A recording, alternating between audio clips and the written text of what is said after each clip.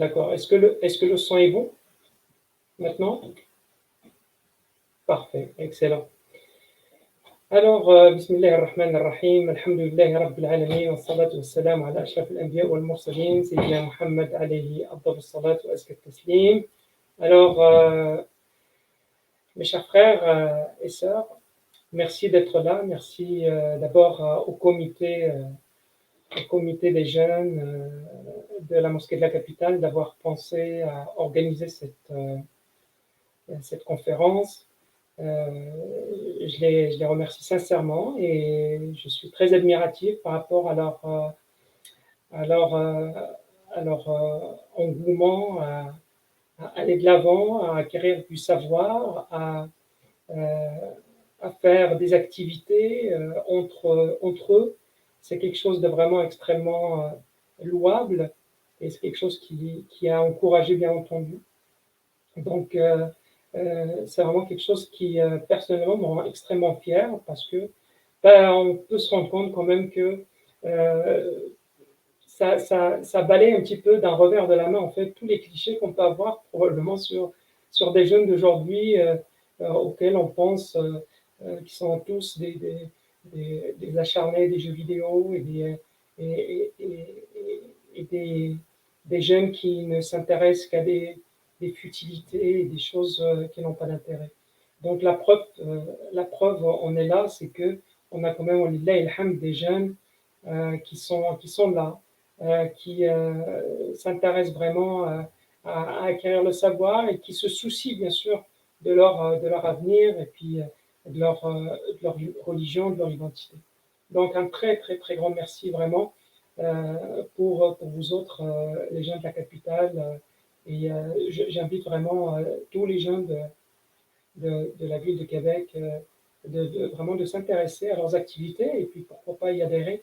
Donc c'est vraiment très intéressant euh, et très beau de voir tout ça. Donc ça m'amène à parler justement du sujet, justement de l'intérêt du sujet d'aujourd'hui. Quand on a commencé à discuter avec les organisateurs du sujet, en fait, au début, c'était plus un sujet axé sur la réussite scolaire. Et puis moi, j'essaie de voir un petit peu plus large que la simple réussite scolaire, parce que la réussite scolaire ne devrait pas être une finalité en soi. Elle doit être la conséquence d'un état d'âme, d'un état d'esprit. La réussite scolaire doit faire partie d'un tout. On peut être très bon à l'école, mais on peut être très mauvais, par exemple, en termes de créativité, en termes d'inspiration, en termes de bienséance, en termes de bon comportement, en termes de relation avec Dieu, subhanahu wa ta'ala. Donc, la réussite scolaire, c'est très bien, c'est super, mais elle ne vaut pas grand-chose si elle n'est pas accompagnée par des balises et si elle n'est pas chapeautée par vraiment un état d'esprit global euh, qui s'appelle l'excellence. Donc, le titre qu'on a choisi finalement, c'est l'excellence en islam comme outil d'épanouissement personnel et spirituel. Donc, l'excellence je veux dire, ne s'invente pas. L'excellence n'arrive pas d'un seul coup. L'excellence, ce n'est pas une révélation qu'on reçoit du ciel. Du jour au lendemain, on devient excellent en toutes choses ou en certaines choses. L'excellence, c'est un processus qui doit commencer dès le jeune âge. Pour vraiment atteindre l'excellence en toutes choses, nous devons commencer vraiment à travailler d'arrache-pied pour atteindre l'excellence. Et euh, l'islam nous montre, parce qu'il s'agit bien quand même d'une conférence euh, mi-islam, mi-développement personnel, parce que de toute façon, l'islam est une chape de plomb qui va chapeauter un peu tout l'ensemble de notre vie. Euh, Quand j'ai demandé à Harim, euh, en préparant cette conférence, je lui ai dit, est-ce que les jeunes s'intéressent plus au côté islamique ou au côté un peu de la vie de tous les jours? Il m'a dit, ah, bah, c'est plus euh, par rapport à la vie de tous les jours. Bien sûr, c'était comme je sondais un petit peu l'opinion, mais euh, je me suis rendu compte en fait qu'il y a probablement une méconnaissance, un peu probablement de l'esprit même de l'islam, auprès parfois malheureusement nos jeunes qui peuvent faire un peu une espèce de dichotomie, une séparation entre la sphère spirituelle et la sphère de la vie de tous les jours. Or, euh, la spiritualité est comme, en vérité, c'est comme une lumière. Avec une voiture, euh, on avance, on ne peut pas avancer sans avoir un tableau de bord, sans avoir des lumières qui nous permettent de voir quand il fait noir, quand on ne connaît pas l'endroit, etc., etc. Donc, la spiritualité, c'est cette lumière qui va nous permettre de cheminer tranquillement dans la vie.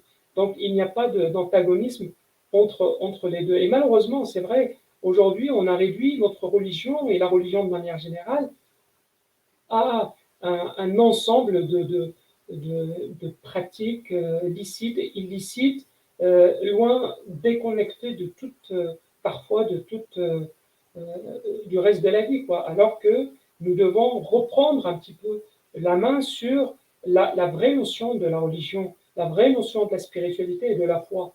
Euh, et à travers ça, nous pourrions vraiment avancer dans la vie sans nécessairement devoir faire le choix entre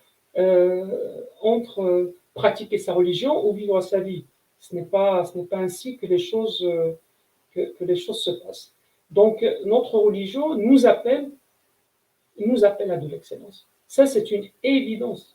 Euh, euh, Allah subhanahu wa ta'ala, Inna Allah ya'muru bil adli wal ihsan. L'ihsan, c'est l'excellence. Dieu vous ordonne la justice et l'excellence. Et euh, je dirais en fait que la naissance même de l'islam était pour exceller dans la foi et dans la relation avec, euh, avec Dieu. Là où, par exemple, les autres foi, les autres croyances, les autres obédiences qui ont précédé l'islam euh, étaient dans une relation imparfaite et incomplète et, euh, et très proche de l'excellence, du moins, par rapport à la relation avec Dieu. Donc c'est pour ça que Allah subhanahu wa ta'ala a envoyé euh, cette religion et le messager de Dieu subhanahu wa ta'ala avec comme témoin et comme support le Coran qui nous appelle à de l'excellence. D'ailleurs, dès le début du Coran, Allah subhanahu wa ta'ala nous dit Alif Lam Mim, ذلك الكتاب لا ريب ذلك الكتاب لا ريب فيه هدى للمتقين. Subhanallah. Euh, la rayb, c'est-à-dire ce livre dans lequel il n'y a aucune erreur, il n'y a aucun doute. Donc c'est un livre qui est perfectionné, qui est vraiment la quintessence de l'excellence en soi. Euh, et Hudan lil muttaqin. Alors bien sûr, taqwa, selon les linguistes, c'est de mettre un voile entre toi et, et le courroux de Dieu subhanahu wa ta'ala. Taqwa, c'est de craindre Dieu subhanahu wa ta'ala. Et taqwa, c'est aussi vient de l'itqan, c'est-à-dire quelqu'un qui fait l'itqan, c'est comme il perfectionnait sa relation avec Dieu subhanahu wa ta'ala. Donc, et vous connaissez tous, probablement tous, ce hadith du prophète sallallahu alayhi wa sallam, ce qu'on appelle hadith Jibril, euh, qui dit, lorsque Jibril alayhi salam vient voir le prophète Mohammed sallallahu alayhi wa sallam, il lui dit, mais l'islam, alors le prophète Mohammed sallallahu alayhi wa sallam répond, après ça il lui pose la question, Jibril alayhi salam, il lui pose la question, mais l'iman, alors le prophète sallallahu alayhi wa sallam répond, et puis, comme une des questions ultimes, Jibril alayhi salam lui demande lui demande, alors ceux qui ont leur micro qui est ouvert, barakallahu fikoum, qui le ferment, pour qu'il n'y ait pas de bruit de fond. Donc, et le prophète Mohammed sallallahu alayhi wa sallam demande, et Jibril alayhi salam demande au prophète Mohammed sallallahu alayhi wa sallam, Mal ihsan. Alors, c'est quoi l'excellence dans la relation avec Dieu, subhanahu wa ta'ala, bien entendu, dans la pratique religieuse. Alors, le prophète sallallahu alayhi wa sallam lui répond ceci, lui dit, Al-ihsan, an ta'bud Allah ka'annaka tarah, fa in lam takun tarah, fa innahu yarak. Alors, l'excellence dans la pratique religieuse, c'est d'adorer Dieu comme si tu le vois, et si tu ne le vois pas, alors sache que lui, il te voit. Donc, c'est un peu vraiment l'illustration ultime de ce que devrait être le musulman dans sa relation, à la fois avec Dieu, subhanahu wa ta'ala, mais aussi avec toute chose dans son environnement, que ce soit son entourage personnel, que ce soit son travail, que ce soit son acquisition de sciences, etc., voire même dans son propre développement personnel, c'est-à-dire sur le plan vraiment des bons comportements, sur le plan des compétences, etc.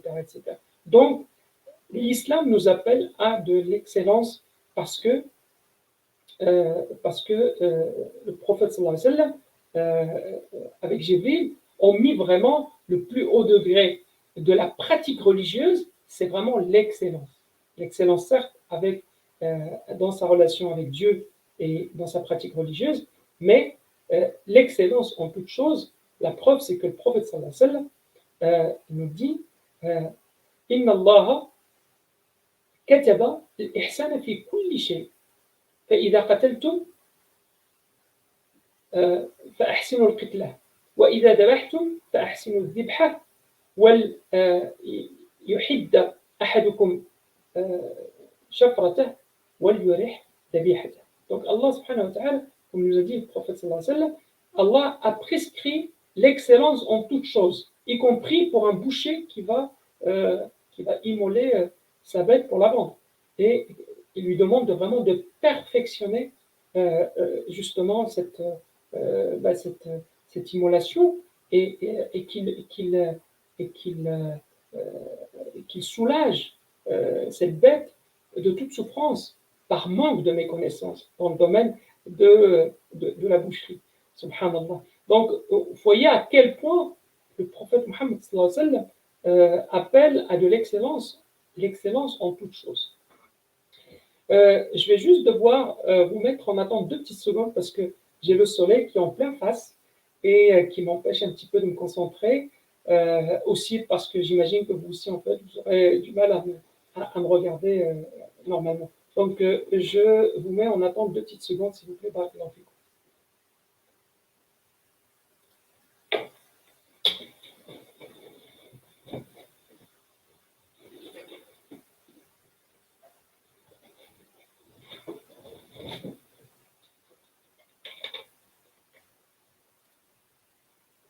Alors, je suis de retour. Désolé pour la petite interruption. Oui, donc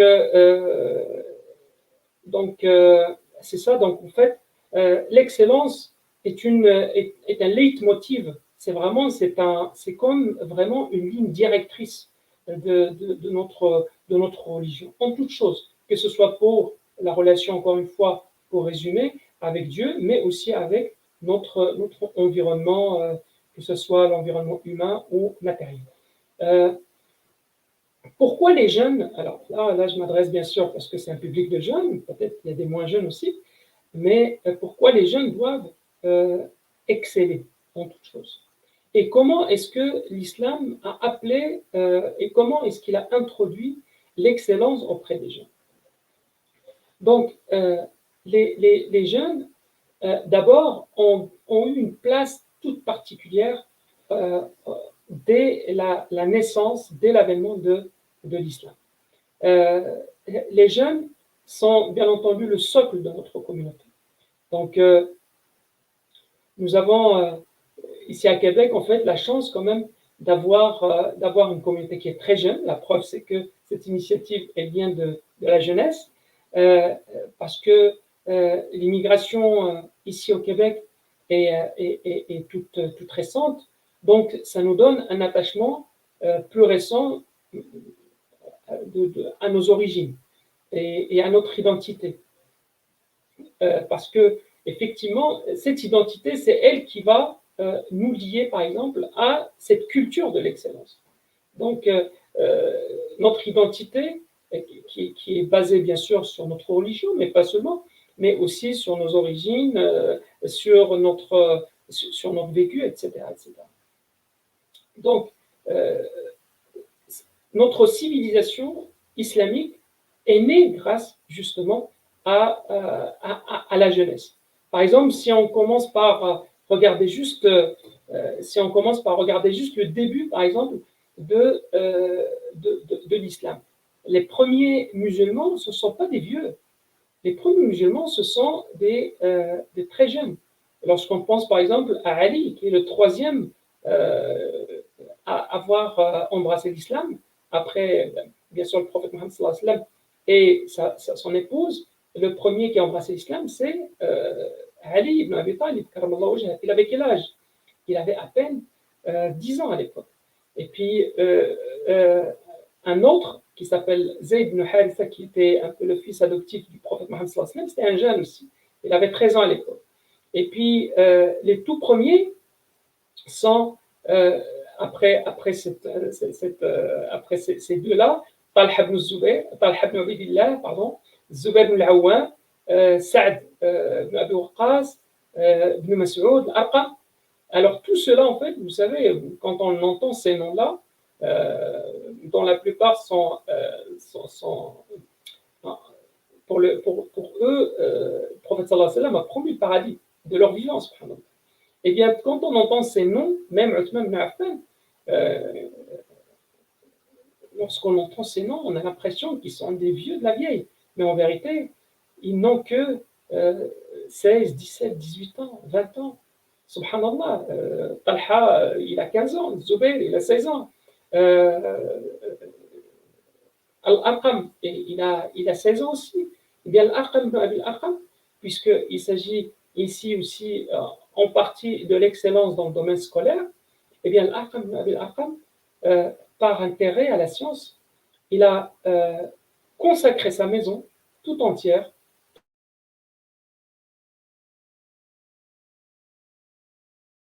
de la part du prophète sallallahu alayhi wa sallam. On a appelé à l'époque ça Dar al-Arqam ibn Abi al-Arqam. La maison de Arqam ibn Abi al-Arqam, qui accueillait tous les nouveaux musulmans pour que le prophète Mohammed sallallahu alayhi wa sallam leur apporte la lumière de l'islam, leur parle justement du Coran, des premières révélations, etc., etc. Et on va dire, c'est une école qui a duré plusieurs années, quasiment jusqu'à le départ vers Médine. Et puis justement, le départ vers Médine, ça a été grâce à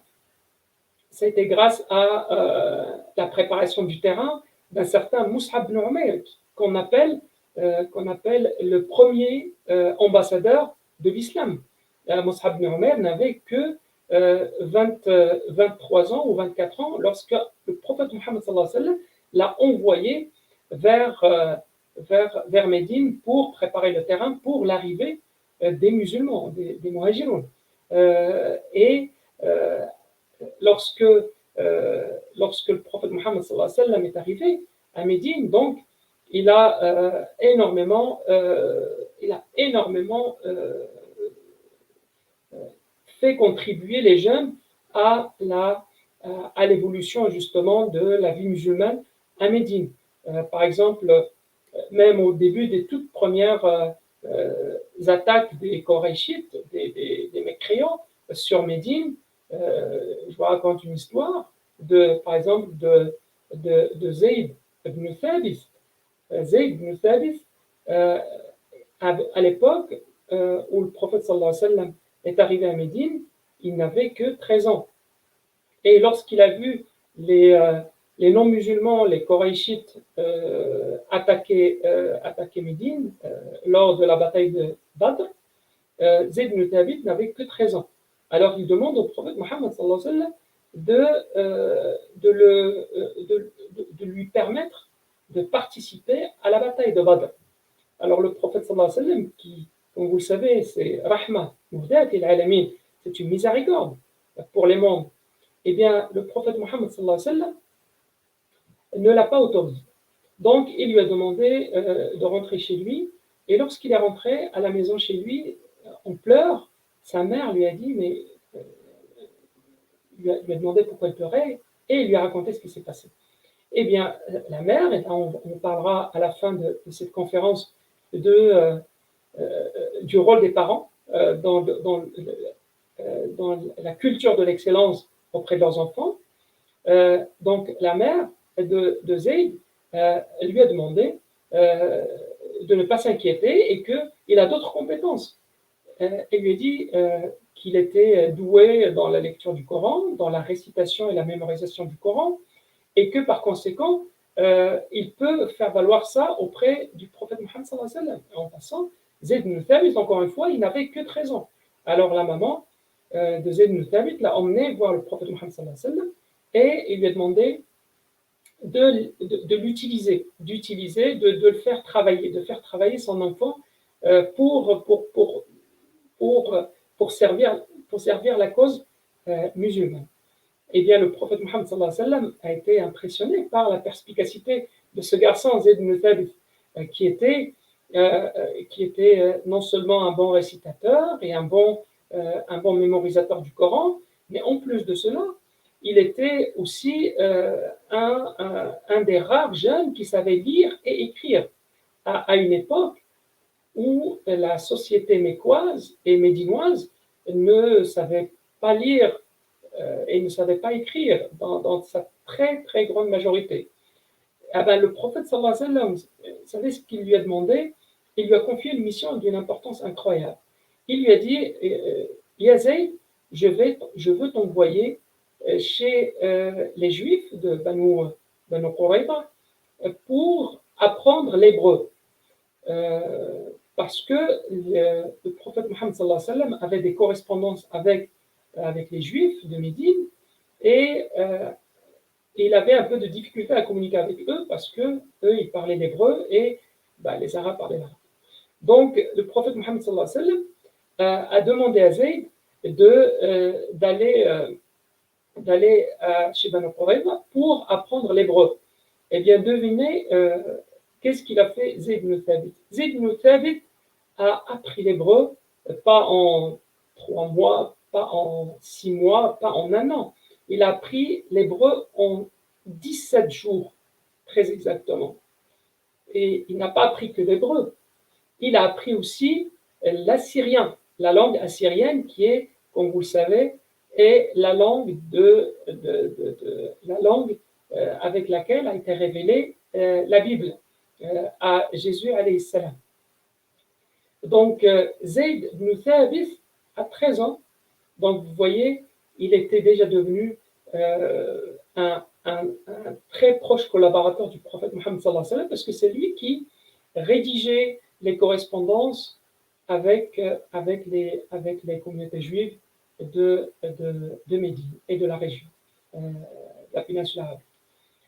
Zayd ibn Thabit, à 13 ans, il était comme ça, et puis à 23 ans, lorsque le prophète Mohammed sallallahu alayhi wa sallam est mort, Zayd ibn Thabit, le calife du prophète sallallahu alayhi wa sallam, Abu Bakr radhiyallahu anhu, lui a confié une mission très, très, très, très importante, non seulement pour l'époque, mais pour toutes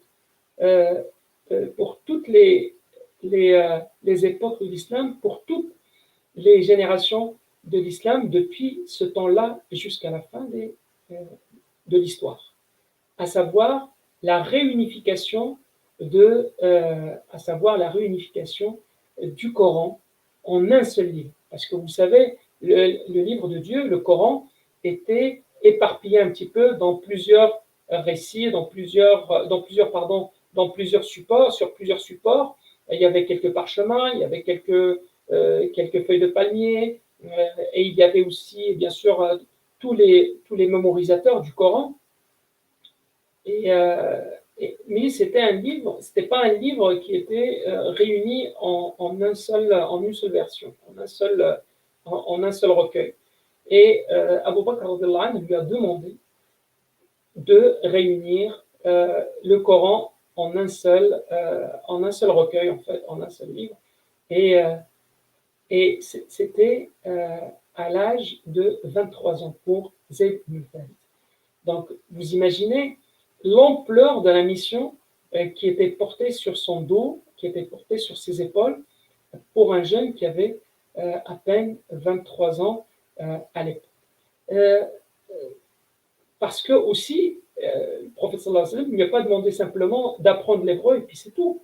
Le prophète sallallahu alayhi wa sallam lui a permis d'accompagner justement toutes les missions, beaucoup de missions, y compris par exemple, là était un des scripts ou un des scripts de la révélation. Donc le prophète sallallahu alayhi wa sallam avait plusieurs personnes qui écrivaient ce qui lui était révélé par Dieu, subhanahu wa ta'ala, et un des hommes qui a écrit les révélations du prophète Mohammed sallallahu alayhi wa sallam, c'était Zayd ibn Thabit, alors qu'il n'avait que 16, 17, 18, 19 ans. Et puis à 23 ans, donc il a eu cette énorme mission. Donc les jeunes ont toujours été présents, nous pourrions continuer à en parler bien sûr très très longuement de leur rôle. Plus tard, le prophète sallallahu alayhi wa sallam va donner une mission à un autre jeune, vraiment un autre jeune de 18 ans à peine, pour mener à bien une excursion militaire, enfin, pour justement lutter contre les Romains qui menaçaient la nation musulmane. Eh bien, il a confié le leadership ou vraiment le grand rôle en fait de directeur des combats à un jeune qui s'appelait Oussama ibn Zayd, qui était un des plus jeunes leaders de la communauté musulmane de l'époque. Et il n'avait à l'époque que 18 ans. Aujourd'hui, 18 ans, c'est quoi? La plupart d'entre vous, probablement, ont 18 ans. 18 ans, à l'époque du prophète Mohammed sallallahu alayhi wa sallam, c'était quelque chose, c'était déjà des adultes et des experts même dans leur domaine. Donc, l'islam amène les musulmans, a priori, à devenir des personnes excellentes dans leur domaine, peu importe leur domaine, que ce soit dans l'acquisition du savoir, que ce soit dans l'acquisition des compétences, que ce soit dans n'importe quel domaine. Donc, alors maintenant, on va arriver à notre troisième point, qui est celui de la science en islam, puisqu'il s'agit évidemment de notre, de notre gros morceau en fait de cette conférence. Qu'est-ce que l'islam dit par rapport à la science? Donc l'islam, mes chers frères, a appelé à apprendre dès les premiers versets du Coran. L'islam, le premier mot qui a été révélé aux musulmans dans le Coran, comme vous le savez tous, Iqra, lis. Et c'est un signe que Allah subhanahu wa ta'ala nous appelle à être des gens cultivés, non seulement des gens cultivés, mais des gens qui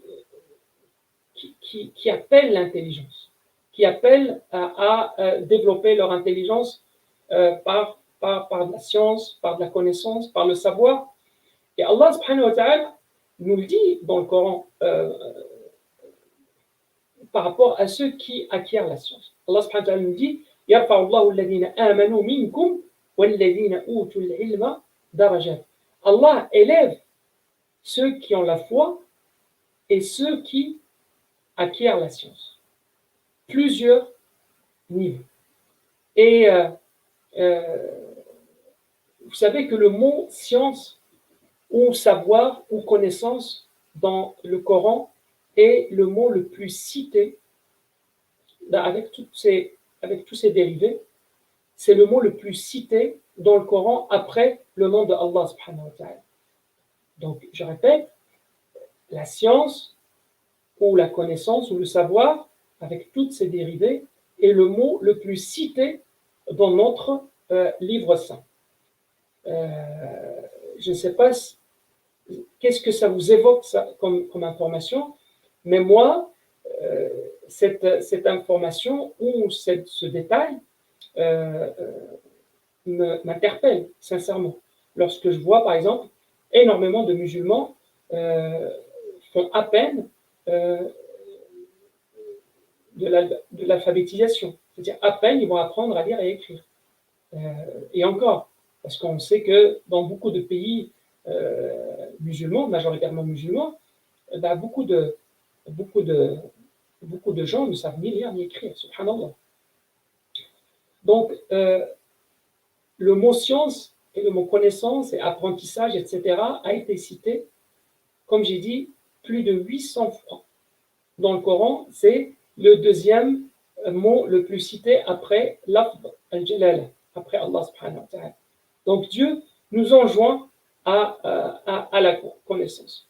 Et puis, même Adam alayhi salam, pourquoi Allah subhanahu wa ta'ala a demandé aux anges de se prosterner devant lui.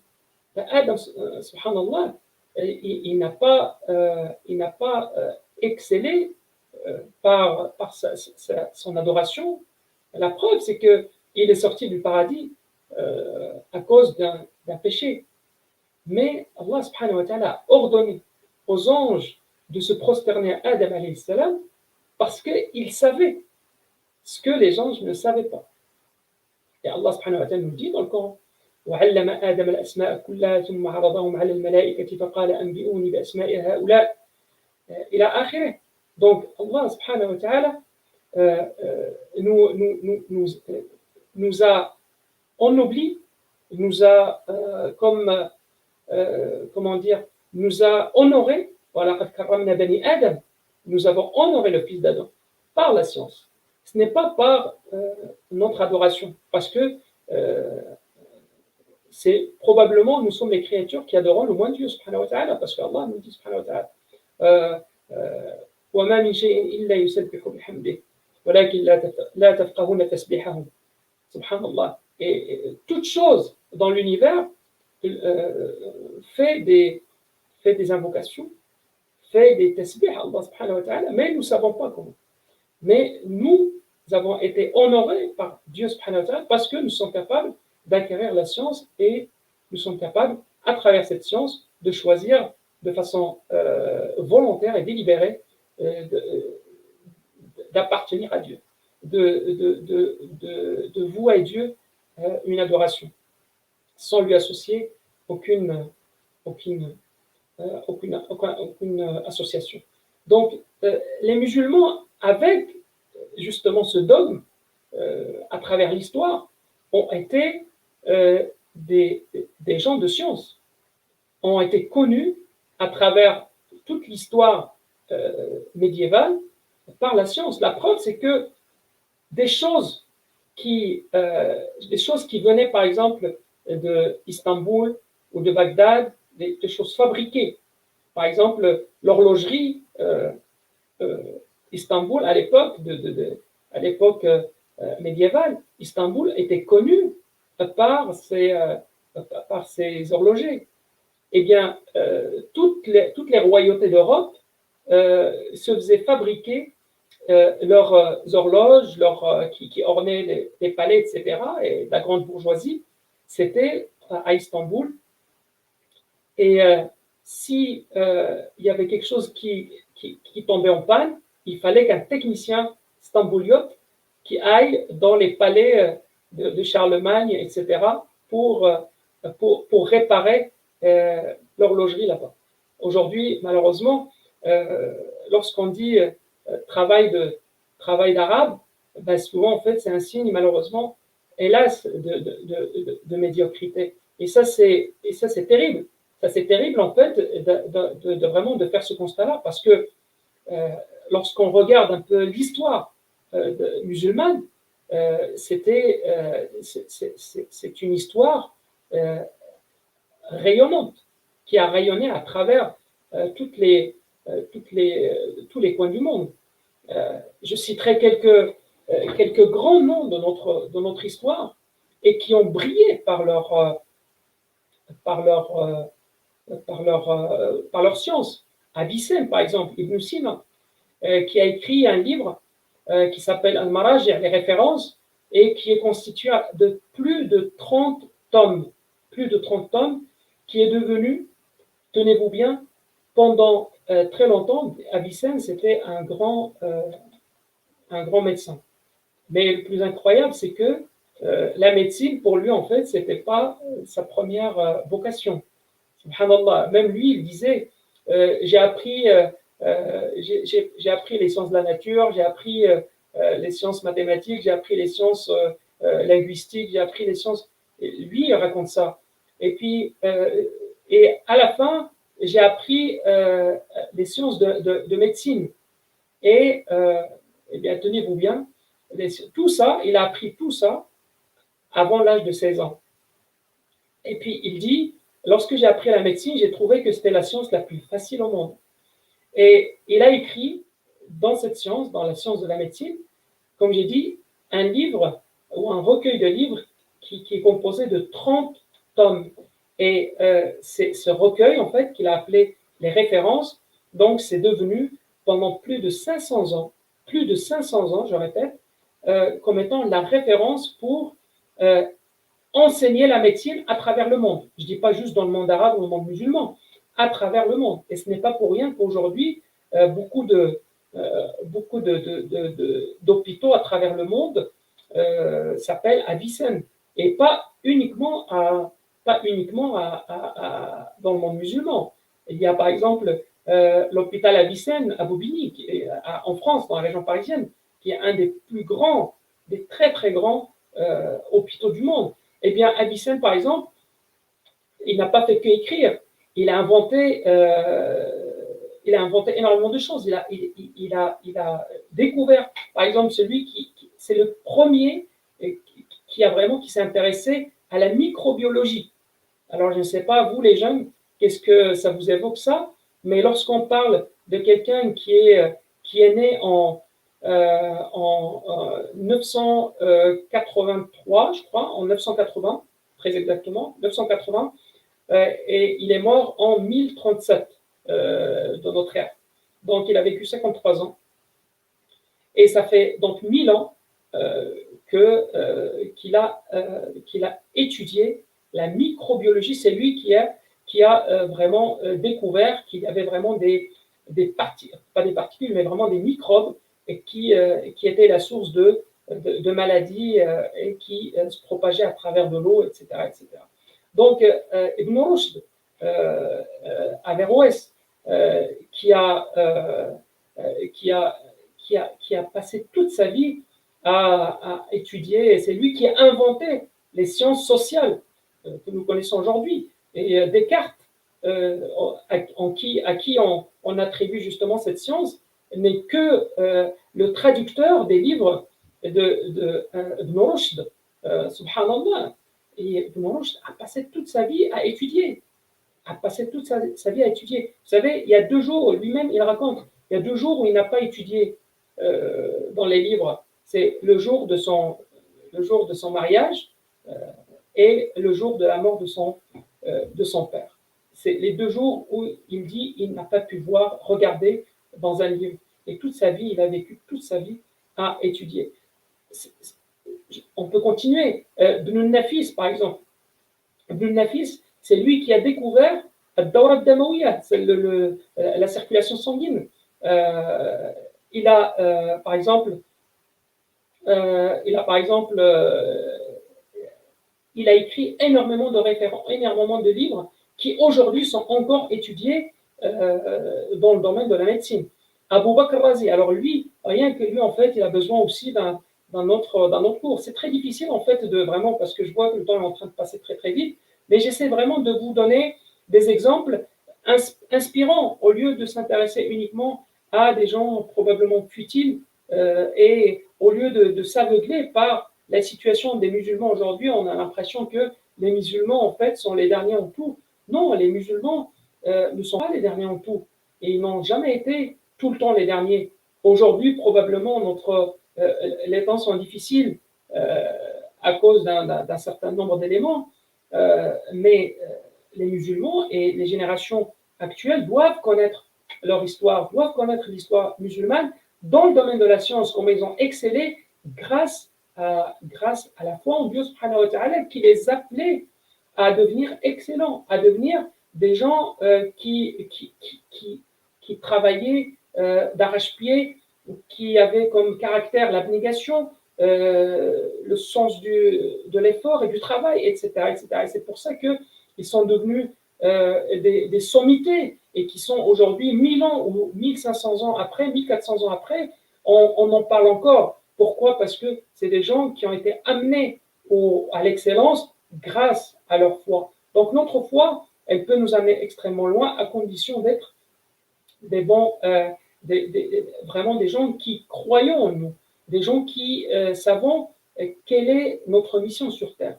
Donc comme je disais, Abu Bakr Razi, c'est celui qui a fait le premier sur Terre qui a fait une chirurgie, par exemple, une chirurgie avec un ventre ouvert. Il n'y a personne qui était capable de le faire à l'époque. C'est lui qui a, par exemple, qui a inventé les fils pour coudre par exemple, pour coudre les plaies après une chirurgie ou autre. Et vous savez comment il les a inventés? En fait, il a travaillé sur les intestins des chiens, subhanallah, pour jusqu'au XXe siècle, jusqu'au début, voire même le milieu du XXe siècle, cette technique de fabrication du fil chirurgical était vraiment basée sur les techniques de Abu Bakr Razi. Abul Qasim Abul Qasim Zahraoui, par exemple, il a inventé plus de 200 outils de chirurgie. À l'époque, là, on parle vraiment d'il y a plus de 1000 ans. Hein. On parle pas de.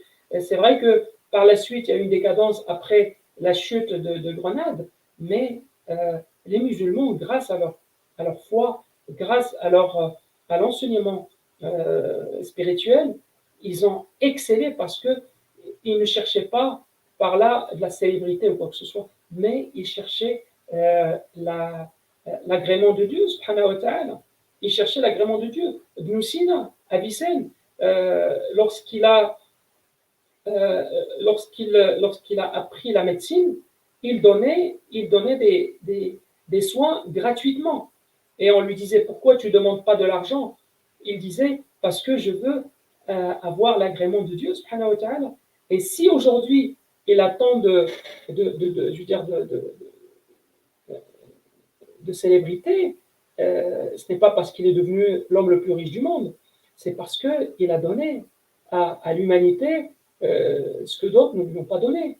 Donc, tout ce qu'il faisait, il passait toutes les nuits à étudier. Et lui-même, il disait, rahimahullah, il disait, je n'ai jamais, en plus de 30 ans, je n'ai pas dormi une nuit entière par volonté, par désir d'acquérir la science, subhanallah. Donc, on peut continuer à citer énormément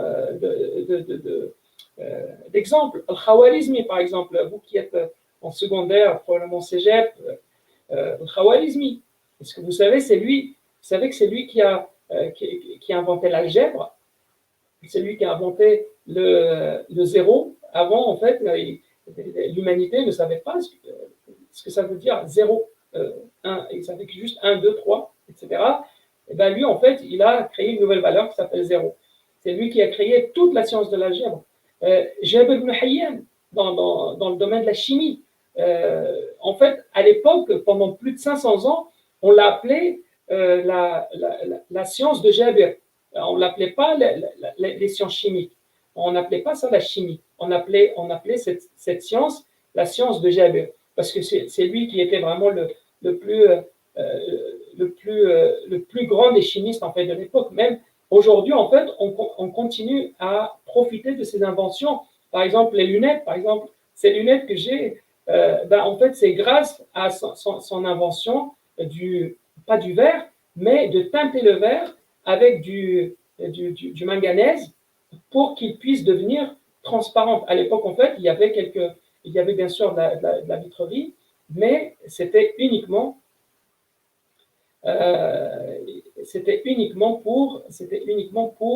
pour remplir par exemple dans des fioles, des choses comme ça. Mais lui, en fait, il a rajouté du manganèse pour que le verre devienne transparent avec tous les progrès que vous connaissez.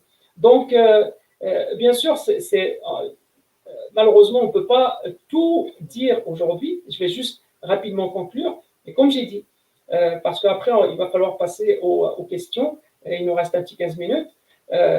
Donc, en conclusion, en fait, comme j'ai dit, chers frères et sœurs et chers jeunes, ce qu'on doit dire en résumé, c'est que si vous voulez exceller dans votre école, dans vos études, d'abord, première chose, c'est de purifier l'intention auprès d'Allah subhanahu wa ta'ala, de faire énormément de dua à Allah subhanahu wa ta'ala. C'est de vous dire que Allah subhanahu wa ta'ala vous a donné, vous a accordé du temps, de l'intelligence, des conditions tout à fait favorables. Nous sommes quand même dans un pays extraordinaire dans lequel il y a de la sécurité, de la prospérité et on a plein de bienfaits d'Allah subhanahu wa ta'ala que d'autres n'ont pas. Euh, et ça, rien que ça, Allah subhanahu wa ta'ala, Allah subhanahu wa ta'ala nous le demandera. Il nous dira, qu'est-ce que vous avez fait de tous ces bienfaits? Et donc, nous, la meilleure façon de faire honneur à ce que Dieu subhanahu wa ta'ala nous a donné comme bienfait, c'est de justement donner du temps à acquérir de la connaissance, de la science, et renouveler l'intention auprès d'Allah subhanahu wa ta'ala que cette science que je vais acquérir, ce n'est pas pour avoir un meilleur salaire, pour avoir un super poste, etc. Ce n'est pas interdit, ce n'est pas haram, bien sûr, mais vous pouvez monter en gamme dans vos intentions, dans vos aspirations. Parce que ce que Allah subhanahu wa ta'ala vous accorde par rapport à l'excellence que vous allez acquérir dans n'importe quel domaine, ça va devenir vraiment dans ta balance des hasanat. Allah subhanahu wa ta'ala va vous rétribuer, inshallah ta'ala, grâce à cette intention. Et Allah subhanahu wa ta'ala va vous ouvrir les portes après, va vous ouvrir les portes grandes ouvertes à des postes très, très, très, très importants, à de l'argent qui peut couler à flot, mais tout ça, en fait, il faut que ça passe dans l'ordre des priorités au second plan et vous consacrez et vous sacrifiez vraiment à faire de cet apprentissage, de l'excellence dans vos études, etc., de faire de ça en fait comme un moyen de montrer la plus belle image de l'islam.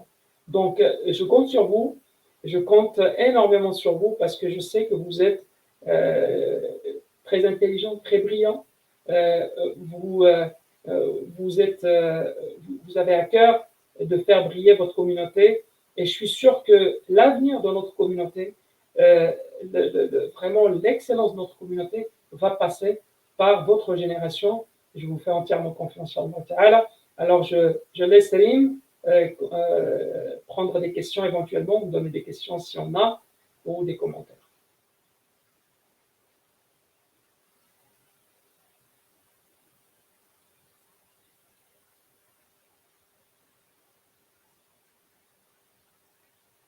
Oui.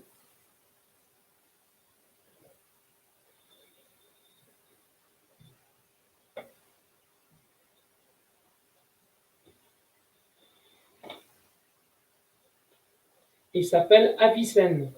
C'est Ahmed, c'est ça? Non, Avicenne. Je vais l'écrire dans le chat là. Il s'appelle Avicenne. Oui, Avicenne, Ibn Sina. Donc, je suis sûr que tes parents le connaissent ou si tu regardes sur Facebook, pas sur Facebook, mais sur Wikipédia, par exemple, tu vas voir comment il était, comment c'est un très grand célèbre médecin à travers, les, à travers les temps. Oui,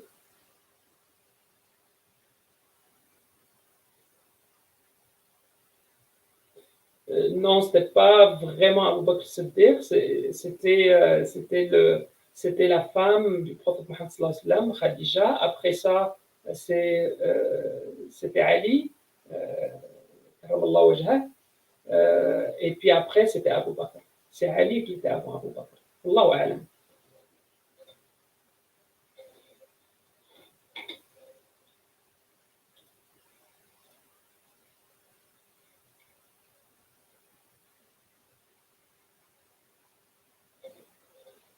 Wa alaykum salam.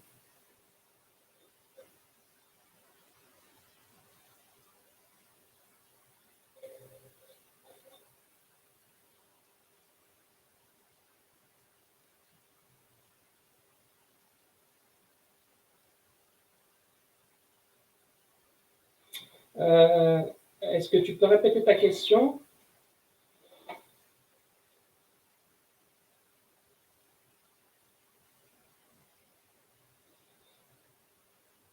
Sallallahu alayhi wa sallam.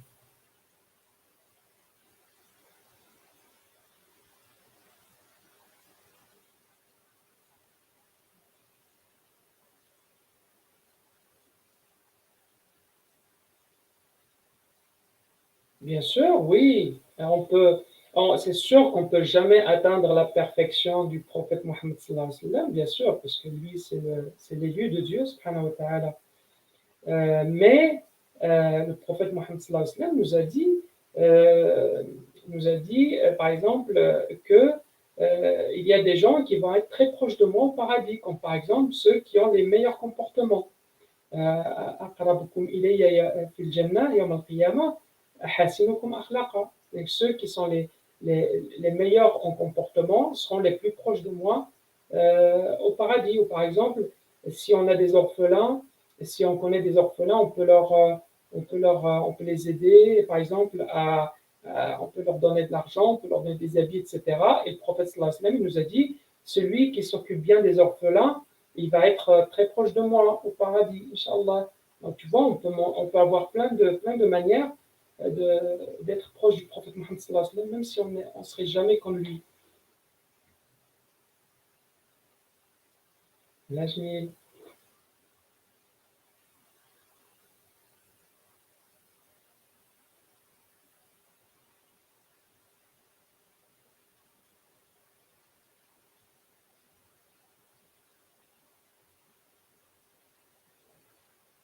Oui, je vais te l'écrire. Je vais voir, est-ce que je peux l'écrire? Oui. Ça, c'est un chat.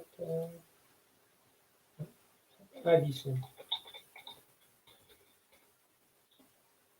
C'est bon, tu l'as eu? Romaïma? Non, t'as pas eu? Avicenne. Hmm.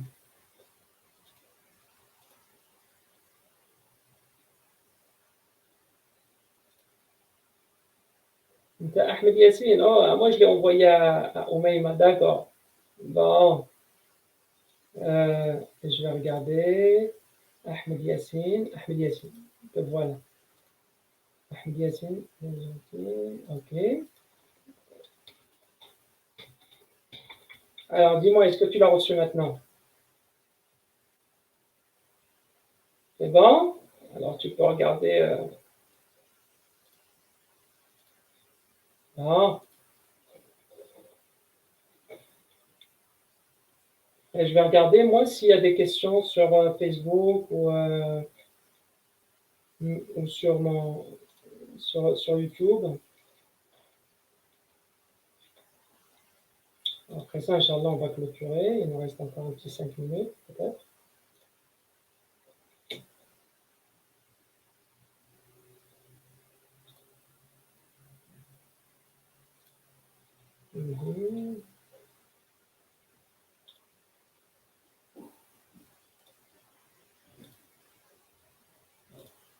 OK. Bon, alors, je ne sais pas s'il y a pas d'autres questions, ben, on peut inch'Allah ta'ala, on peut clôturer.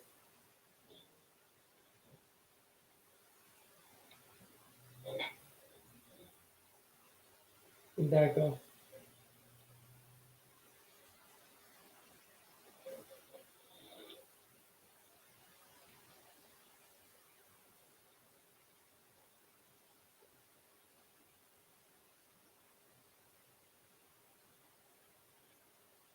Amin,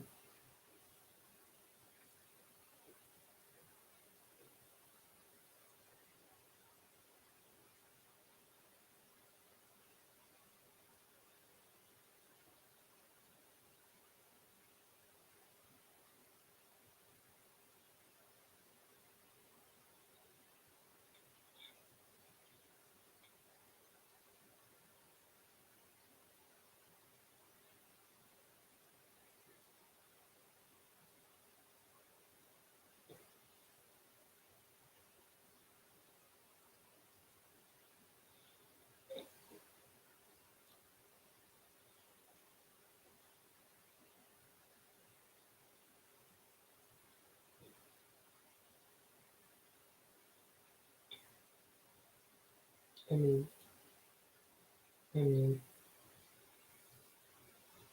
Ya Rab.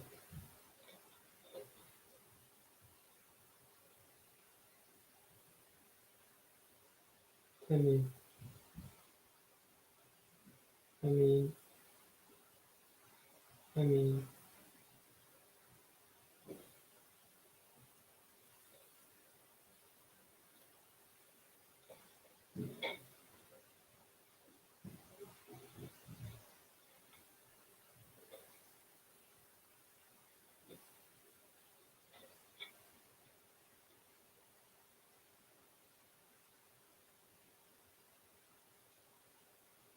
Barakallahu fiik, barakallahu fiik. Shukran, Aman. J'ai une question, Rim, pour toi. J'ai quelqu'un Malak, qui pose la question, est-ce qu'il y aura d'autres rencontres comme ça? Bah, pas nécessairement avec moi, mais est-ce que à quelle fréquence vous le faites, ce genre de rencontre?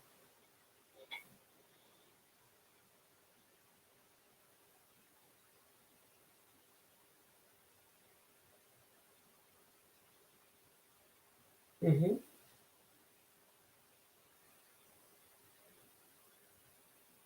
Ouais, c'est Malak. Inch'Allah. D'accord. Très bien. Alors, merci beaucoup. Salam. Salam. Salam.